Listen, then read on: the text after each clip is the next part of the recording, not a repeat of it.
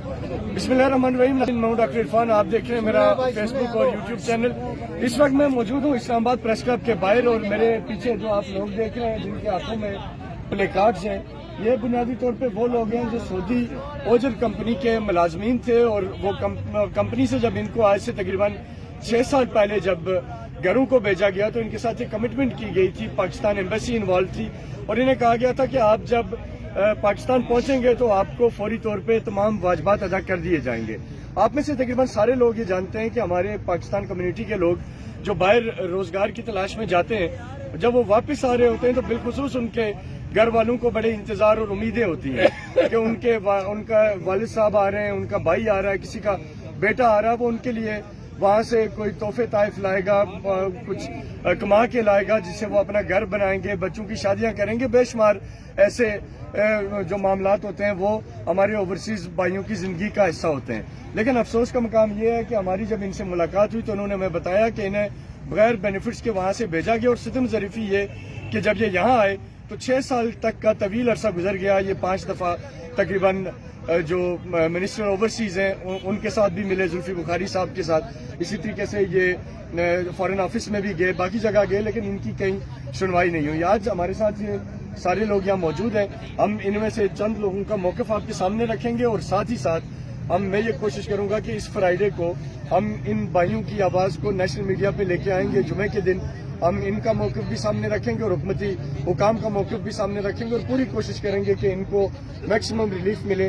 हम यहाँ मौजूद लोगों में से आप सर क्या कहेंगे कि ये जो मामला है सारा, इस पे आप गवर्नमेंट को क्या कहना चाहते हैं जितना आसान लफ्जों में, क्योंकि आपका जो दर्द है वो बहुत बड़ा है, सारे लोग समझते हैं, लेकिन हम ये चाहते हैं कि मुख्तसरन आपका मैसेज आ जाए कि इमीडिएटली क्या होना चाहिए। सर इमीडिएटली ये है कि हमारा सबसे बड़ा बुनियादी जो प्रॉब्लम है वो फाइनेंशियली प्रॉब्लम है। हम लोग जो है कोई हम लोगों का जरिया रोजगार या कुछ भी नहीं है। सारे जितने लोग भी हैं मोस्टली हम सब एजेड लोग हैं, कोई जॉब नहीं कर सकते हैं, कोई काम नहीं कर सकते हैं। हमारे पास है कुछ नहीं है कि चलो कोई अपना छोटा मोटा रेडी लगाएं, कोई कारोबार करें, पल्ले हमारे कुछ नहीं है। हमारी जितनी भी सर्विसेज हैं, मैंने 34 या 34 साल मैंने वहाँ सर्विस की है। मेरे ड्यूज जो हैं वो बनते हैं 2,69,716 रियाल बनते हैं। तो मुझे अगर उससे 50% भी मिल जाएंगे तो मैं अपना छोटा मोटा कुछ कर सकता हूँ। और नाज़रीन एक चीज ये ऐड करें कि इनका जो केस है वो लीगल केस है, ये अप्रूव्ड केस है, ये कोई ऐसा केस नहीं है कि जो कन्फ्यूजन में है। ये गवर्नमेंट की तरफ से एक्सेप्टेड केस है, वहाँ की कंपनी की तरफ से भी, और हमारी जो एम्बेसी है वो भी उसमें ऑलरेडी हमारे जितने भी डॉक्यूमेंट्स थे वो पाकिस्तान एम्बेसी ने जो है वो हमसे लिए, और एम्बेसी ने जो है वो बाई फोर्स हम लोगों को भेजा कि ये आप लोगों के केस। उस वक्त पाकिस्तान के सफीर कौन थे वहाँ, अगर आप में से किसी को याद हो? मंजूरुल हक था साहब, उस एम्बेसडर थे, और हमारे साथ अपने प्रोग्राम में हम उनको भी इंशाल्लाह ताला कोशिश करके बैठाएंगे। अच्छा, ये नाज़रीन हमारे वो भाई हैं जिनको ये जब वहाँ थे कसम परसी में थे, इनको ड्यूज नहीं मिल रहे थे, 1 साल इन्होंने वेट किया। इस दौरान इनके दोनों वालिदैन माँ और बाप इस दुनिया फानी से रुखसत कर गए, लेकिन ये सिर्फ इसलिए है कि इनके ड्यूज मिले और ये आ सकें। और सितम ज़रीफ़ी ये है कि जब ये लोग अपने अपने एयरपोर्ट्स पे पहुंचे, इस्लामाबाद, लाहौर या कराची, तो वहाँ से इनके पास सिर्फ इतने पैसे थे कि बमुश्किल ये अपने घरों तक पहुंच सके, और ऐसे वो भी कर्ज लेके इन्होंने वहाँ पहुंचा। तो सर आप क्या कहेंगे साहब? मैं जब वहाँ था 9 माह तक हमें तनख्वाह नहीं मिली, हमें खाना तक नहीं मिला। मैं डिप्रेशन का मरीज हो गया था, इतना डिप्रेस हो गया था कि मेरे पास गोली खाने के लिए पैसे नहीं थे, मेडिसिन के लिए। मैं इतना परेशान हो गया था। जब मैं वापस आया इस्लामाबाद एयरपोर्ट पर, हमें 4,000 रुपया दिया मानसरा के लिए, तो मेरे पास जेब में सिर्फ 150 रियाल था। 150 रियाल में से मुझे अभी तक अफसोस है कि मेरे बच्चे मेरा हाथ देख रहे थे, मैं उनके लिए एक टाफी तक नहीं लाया। ये यकीनी तौर पे किसी वालिद के लिए बहुत बड़ा एक मामला होता है कि जब उसके बच्चे इंतजार कर रहे हैं और वो बेबस हो के वो उनके लिए कुछ ना कर सके। अपना सामान वहाँ पड़ा हुआ था। अच्छा, आप सर शकूर साहब क्या कहेंगे? अच्छा सर, मैं ये आपको इसलिए सबसे पहले तो आप लोगों का बहुत शुक्रिया जो आप हमें कवरेज दे रहे हैं, और उसके बाद ये मैं एक बात करूं, क्योंकि मुझे तकरीबन जद्दे से लोग जानते हैं। मैंने रियाज के अंदर जब हमारी कंपनी दिवालिया शो हो रही थी तो उस टाइम एक बहुत सारा क्राइसिस आया था, हमारे लोगों की टांगें काट गई, हॉस्पिटल तक मैंने उनको लेके जाना, वहाँ से वापस होना, पूरी एम्बेसी के जो प्रोसीजर था اس کے پوری ایمبیسی کے ساتھ وہاں منظور الحق تھے, محمود صاحب تھے سیکرٹری جو ایمبیسڈر کے, وہ ان کے محمود صاحب, ان کے ساتھ میرے بہت کلوز تعلقات تھے, کیونکہ میں پورا ان کو جو ہمارا جو ڈاکومنٹس تھے سب میں نے اپنے ہاتھوں سے کمپلیٹ کر کے ان کو دیے. اس کے بعد فیصلہ یہ ہوا کہ آپ لوگ پاکستان جائیں. وہ فیصلہ جو آپ کو جو مین ایشو ہے اس پوائنٹ کو نوٹ کریں آپ, وہ یہ فیصلہ ہوا تھا کہ آپ لوگ پاکستان جائیں گے, جس کے مختلف ایمبیسیوں نے اس کو ایکسپٹ کیا تھا سعودی گورنمنٹ, کہ ہم آپ کو سعودی گورنمنٹ آپ کو 100% پے کرے گی, 100% پے کرے گی, لیکن پاکستان میں جا کے پے کرے گی, یہ ایک پوائنٹ میں اندر پے کرے گی. ایک پوائنٹ ایڈ کروں کہ جس کمپنی سے یہ لوگ آئے وہ کمپنی سعودی گورنمنٹ نے سیل کر کے اس کا $12 ارب آپ بتا رہے تھے کہ وہ وہاں کے نیشنل ایسٹ میں جمع کیا گیا تھا تاکہ ان کو کمپنسیٹ کیا جا سکے. اس کے بعد جب ہمیں یہاں آئے تو اوورسیز والے وہ آلریڈی ایئرپورٹ پہ ہمارا ویٹ کر رہے تھے. انہوں نے آتے ہی ہمیں 2000 روپیہ ہم کشمیر کے جو تھے جو مسلم لوگوں کو دے رہے تھے, لیکن جو راولہ کوٹ یا ڈسٹرکٹ کشمیر کے لوگ تھے ان کو 2000 روپیہ مل رہا تھا. تو وہ 2000 روپیہ اس کے بعد پھر انہوں نے کہا کہ ایک ہفتے کے اندر آپ اپنا ڈاکومنٹس پورے کمپلیٹ کریں او پی ایف کے اندر, وہ بھی ہم نے کیے. اس کے بعد پھر ہمیں جب او پی ایف کے اندر زاہد صاحب تھے, میں نے 3 دفعہ ان سے میٹنگ بھی کی.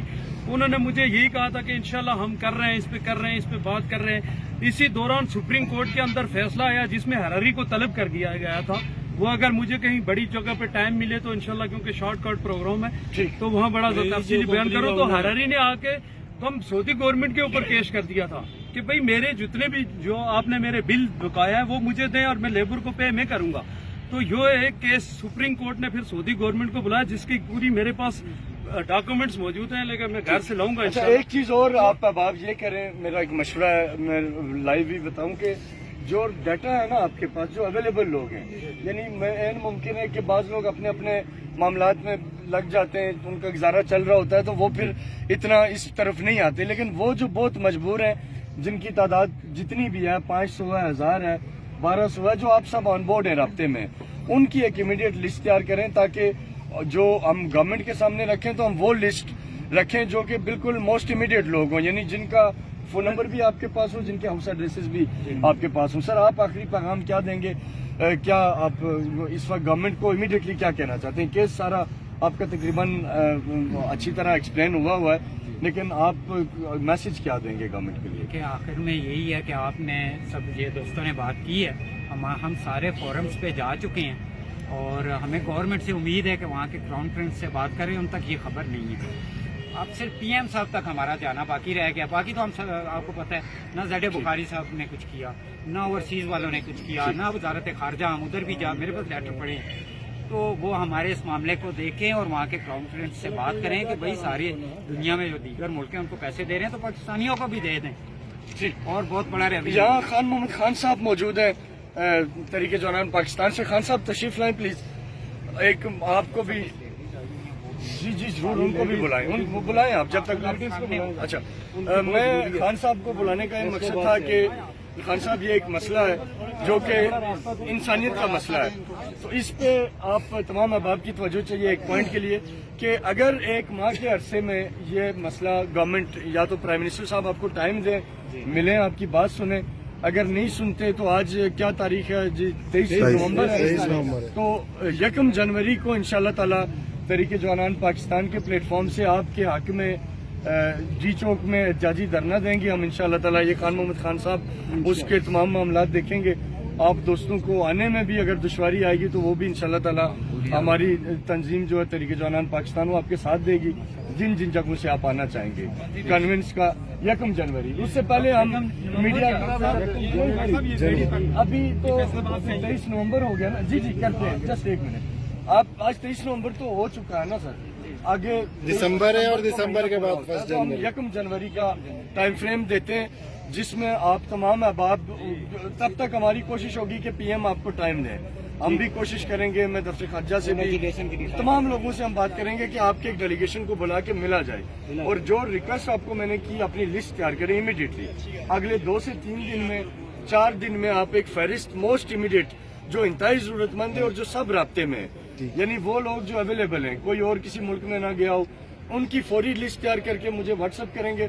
میری یہ ذمہ داری ہوگی کہ 2 دن کے اندر یعنی 27 تاریخ سے پہلے 27 نومبر سے پہلے ہم گورنمنٹ سے بات کر کے آپ کو اس کا جواب لے کے دیں گے کہ یا تو فلاں دن آپ کی प्राइम मिनिस्टर से मीटिंग है, या 1 जनवरी को डी चौक में हम भी होंगे, आप भी होंगे और एक अच्छी तैयारी के साथ होंगे। इस तरह नहीं कि ऐसे बेसर उस्मानी के आलम में नहीं होंगे, पूरा एक इंतजाम करके आएंगे। हमारी बहनें तशरीफ नहीं है, हमारी बहनें फैसलाबाद से आई हुई हैं। जी, आप क्या कहना चाहेंगी बहन? भाई ਅਸੀਂ लाहौर से आए हैं, मेरे 3 बेटे गए सी, वो 5 साल हो गया सी, वो उधर वेले बैठ के आ गया, कोई पैसा नहीं मिला, कुछ नहीं, कोई कारोबार नहीं है, वो उधर कार नहीं आया, उसने कहा मम्मी तुम चले जाओ, ਅਸੀਂ नहीं जा सकते, उन्होंने का पैसा मिलना चाहिए, कोई कारोबार करें, कोई तो इन्हें महंगाई होगी, कोई बच्चों का सोचेंगे तो क्या करें बच्चे।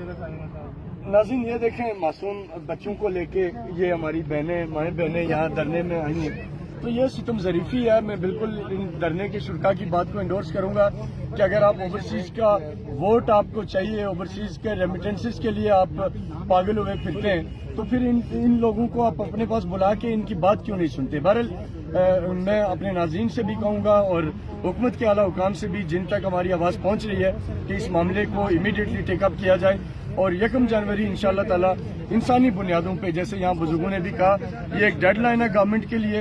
अगर 1 जनवरी तक आपके साथ वज़ीर-ए-आज़म इमरान खान साहब की मुलाकात नहीं हुई, आपका मामला सेटल नहीं हुआ, तो इंशाअल्लाह ताला ये खान मोहम्मद खान साहब तरीके जवान पाकिस्तान के इस्लामाबाद, पिंडी और नॉर्थ पंजाब के मामला देखते हैं, ये मौजूद होंगे और एक बड़ा काफिला जो हमारी तंजीम का हजारों लोगों का आपके इस्तकबाल में मौजूद होगा और इंशाअल्लाह ताला फिर उस दिन वहीं 1 जनवरी को पीएम साहब आपको डी चौक में ही मिलेंगे, अगर इससे पहले उन्होंने जहमत न की। इंशाअल्लाह।